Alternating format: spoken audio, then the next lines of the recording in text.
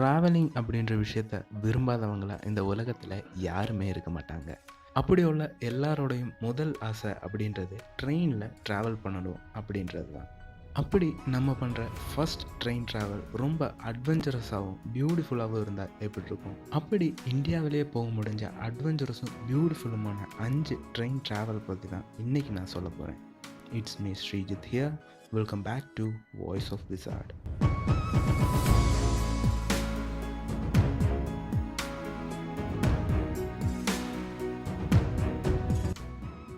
தமிழ்நாட்டில் உள்ள ஒரு குட்டி தீவு தான் ராமேஸ்வரம். அந்த தீவை சப்காண்டினென்ட்டோட ஜாயின் பண்ணுற ஒரு பாலம் தான் இந்த பாம்பன் பாலம். 1911 இந்த பாலத்தை கட்ட ஆரம்பிச்சு கிட்டத்தட்ட 4 வருஷம் எடுத்து 1914 இதோட வேலை முடிஞ்சது.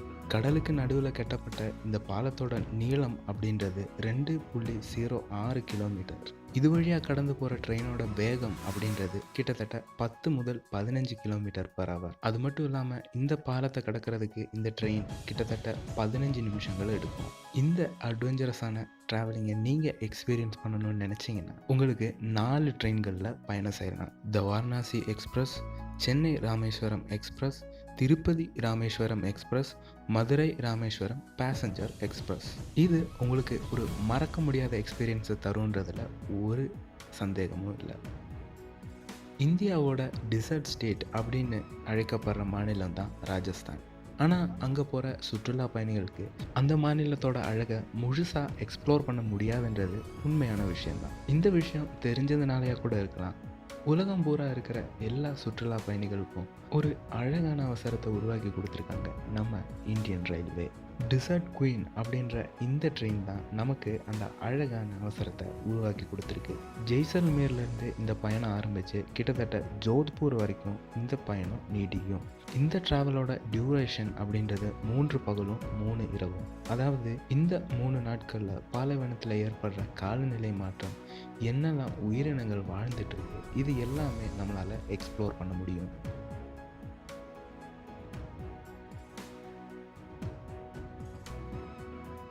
இந்தியாவில் உள்ள ஒரு பனி பிரதேசம் தான் ஷிம்லா. அந்த இடத்துக்கு உங்களுக்கு ட்ரெயினில் போகணுன்னு ஆசையாக இருந்துச்சுன்னா இந்தியாவிலேயே ஒரே ஒரு ட்ரெயின் மட்டும்தான் அங்கிட்டு டைரெக்டாக போகும். அது ஹிமாலயன் குயின் அப்படின்ற இந்த டாய் ட்ரெயின் தான்.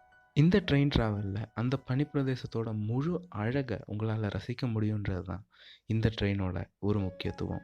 இந்த ட்ரெயினோட இன்னொரு சிறப்பு அம்சம் என்னென்னா, இதோட 2 பக்கத்துலேயுமே engine பயன்படுத்தப்பட்டிருக்கு.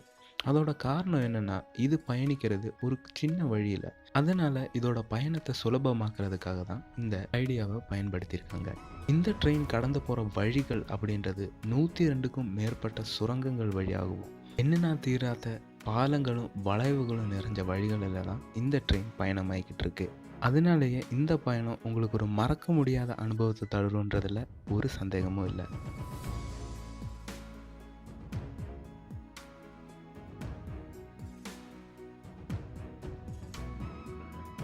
The journey to remember அப்படின்னு அழைக்கப்படுற மும்பை டு கோவா ட்ரெயின் ட்ராவலை பற்றி தான் இப்போ நான் சொல்ல போகிறேன். கிட்டத்தட்ட 484 கிலோமீட்டர் நீண்டு நிற்கிற ஒரு ட்ரெயின் ட்ராவல் தான் இது.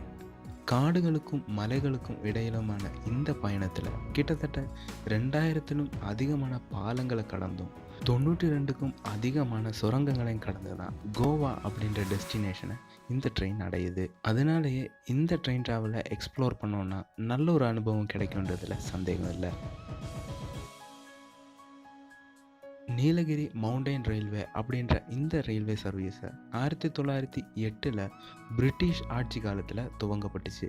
இந்த ட்ரெயின் பயணம் அப்படின்றது மேட்டுப்பாளையத்துலேருந்து ஊட்டி வரைக்கும் கிட்டத்தட்ட 46 கிலோமீட்டர் நீண்டு நிற்கிற ட்ரெயின் ட்ராவல் தான் இது. இந்த 46 கிலோமீட்டர் கவர் பண்ணுறதுக்கு கிட்டத்தட்ட 5 மணி நேரம் எடுக்கும். இதோட காரணம் என்னென்னா, இங்கே இப்போவும் பயன்படுத்துகிறது டீசல் ட்ரெயினோ எலக்ட்ரிக் ட்ரெயினோ இல்லை, நீராவியால் செயல்படுற ட்ரெயினை தான் இப்போவும் இங்கே பயன்படுத்திகிட்டு இருக்காங்க.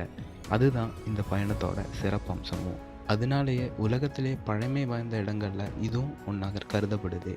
அது மட்டும் இல்லாமல் இந்த பயணத்தில் நமக்கு 100க்கும் மேற்பட்ட சுரங்கங்களும் பாலங்களையும் கடந்து தான் இந்த பயணத்தை நம்ம மேற்கொள்கிறோம். அது மட்டும் இல்லாமல் நீலகிரி மலைப்பகுதிகளோட அழகை ரசிச்சுக்கிட்டே நம்மளால் பயணம் செய்ய முடியுன்றதும் இந்த பயணத்தோட சிறப்பம்சம் தான். அதனாலேயே இந்த ட்ரெயின் ட்ராவலை நிச்சயமாக நம்ம எக்ஸ்பீரியன்ஸ் பண்ணி பார்க்க வேண்டிய ஒரு விஷயந்தான்.